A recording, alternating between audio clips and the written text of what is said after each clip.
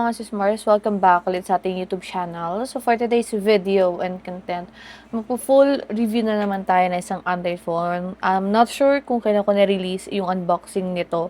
And also, yung iba pang mga, I'm not sure talaga kung, kasi parang, let me just check my channel. So early 2026, kong nirelease yung unboxing ko with this Android phone. And this is the Xiaomi Redmi 8, and this is the Redmi A5 from Xiaomi. So, I decided na gawa na to ng full review kasi it's been almost half year na and hindi ko pa nailalabas yung full thoughts and feedback ko with this Android phone. So, time check, it's 2 a.m. in the morning and kakatapos ko lang mag-edits ng ibang mga contents ko and also some of my clients' videos. So, yun na nga, for today's vlog, so mag-share ako sa inyo ng full thoughts ko, review, and also feedback ko. Again, I'm not a pro po when it comes po sa reviewing ng mga tech. I'm just sharing you guys my thoughts, my feedback, and all my own experience with this Android phone. So before we start, let me go ahead and share you guys first the quick specification of this Android phone. So let's start first sa kanyang display. So meron 6.88 inches IPS LCD display na merong 120Hz refresh rate. Sa chipset, this is Unisoc T7250 12nm Android version 15 Go edition, and this is upgradable of course up to 2 major Android upgrades. Sa kanyang GPU, this is Mali G57 MP1.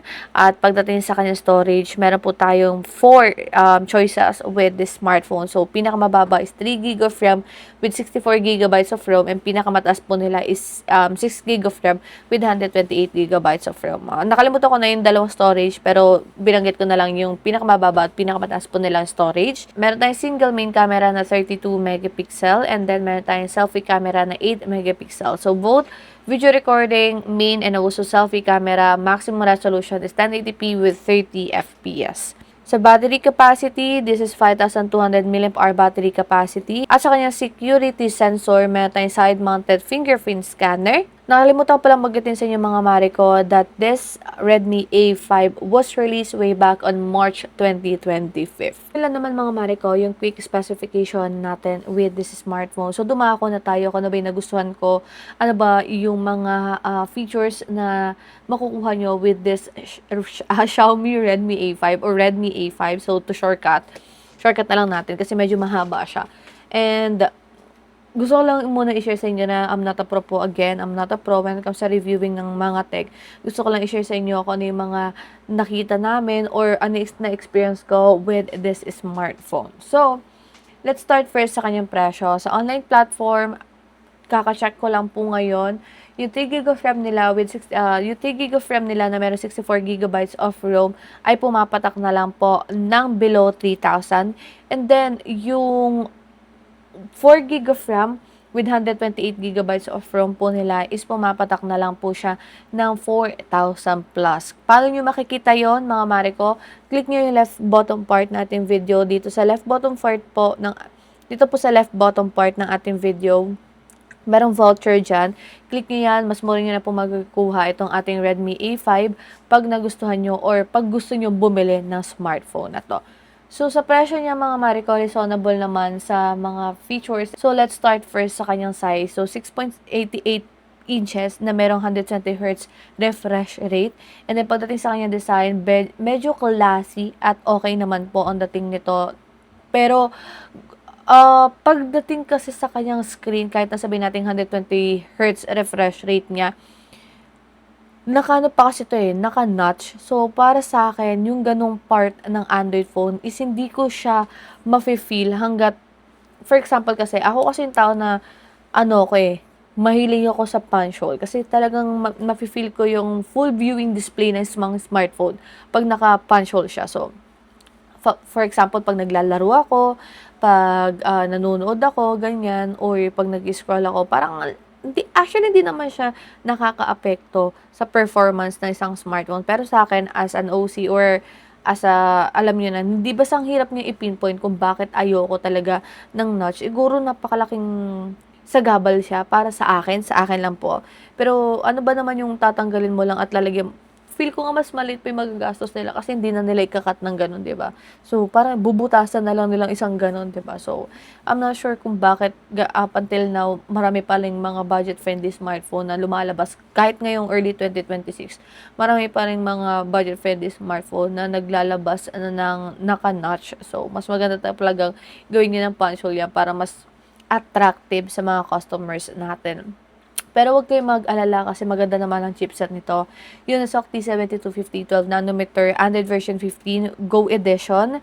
And then upgradable po yung kanyang Android version up to 2 major Android upgrades. Na-try ko maglaro dito ng ML, pero okay naman siya. Sinet ko siya into highest, even sa medium. Okay naman siya, tolerable naman. Hindi naman ako naka-experience na any clash or paglalag. Siguro, naka-experience lang ako ng onting crash and lag or slow motion sa COD or Clash of Clans.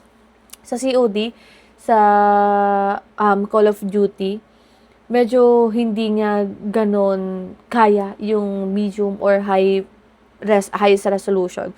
So, pag sinet mo siya into lowest, okay naman siya and tolerable naman. Pag hindi ka ganon ka-picky, kasi syempre, magpipili ka ba na nasa below 3,000 na or 3,000 na lang yung isang smartphone, tapos okay naman yung chipset niya. So, para sa akin, okay na at reasonable naman yung presyo niya dun sa kanyang chipset.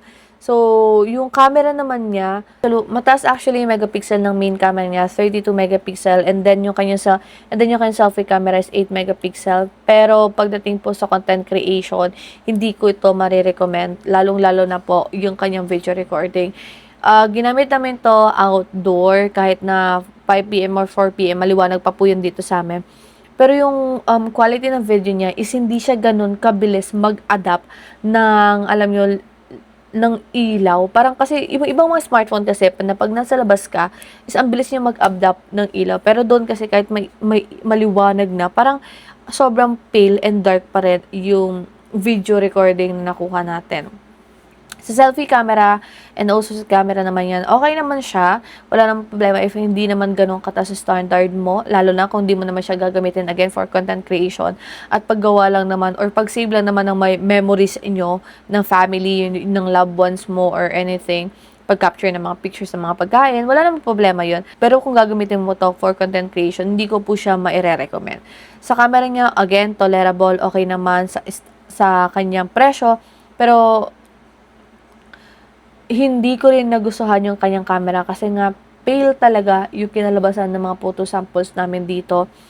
Even the selfie camera, okay naman siya, ang bilis mag-enhance ng photos niya, pero hindi ko talaga gusto yung quality ng camera niya. Sa battery capacity, ito mga Marico, 5,200 mAh battery capacity na merong side-mounted fingerprint scanner. Yun mga Marico, approve ako dito sa smartphone na to. Kasi ang ganda ng battery capacity niya. I tried this one the whole day. And hindi naman siya ganun bilis malobat. And then yung speaker niya, ang ganda din ng tunog niya. Hindi siya distorted. Hindi siya basag at hindi siya tunog lata. Tapos yung kanya namang fingerprint scanner, sobrang bilis namang mag-adapt.